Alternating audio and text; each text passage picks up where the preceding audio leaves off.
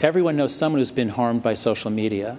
Everyone knows a girl who is cutting herself out of anxiety. So this is very different from any previous moral panic. Social psychologist and best-selling author Jonathan Haidt links the rise in mental health issues to the widespread use of smartphones and handheld devices.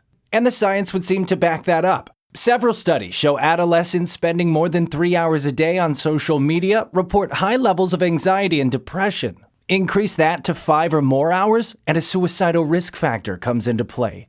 Teenagers already spend an average of 4 to 6 hours online each day. These numbers are driving U.S. Surgeon General Dr. Vivek Murthy to call for drastic action. Now, a warning label would help parents to understand these risks. His idea of tobacco-style warning labels would require congressional action. Keep in mind, when Congress authorized these labels for tobacco more than half a century ago, or nearly half a century ago, the smoking rate in America was above 40%.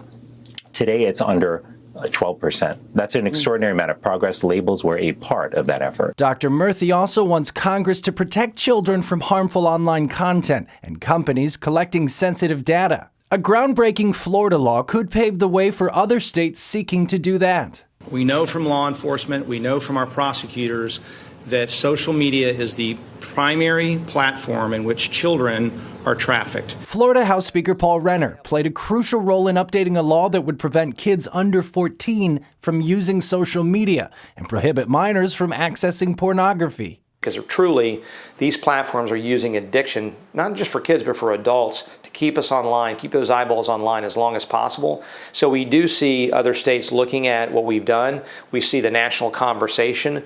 On a larger perspective, Dr. Haidt argues social media has altered social interaction to such a degree among children that historic social norms have been disrupted. We used to have a play-based childhood for the last 50 million years. That's what mammals do. They play. Young mammals must play a lot. If you've ever had a puppy, you know that.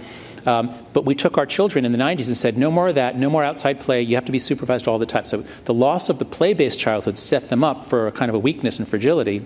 Social media stocks took a dip yesterday after the Surgeon General's call to action. Now Americans are waiting to see how tech giants like Meta, X, and TikTok respond. Brody, CBN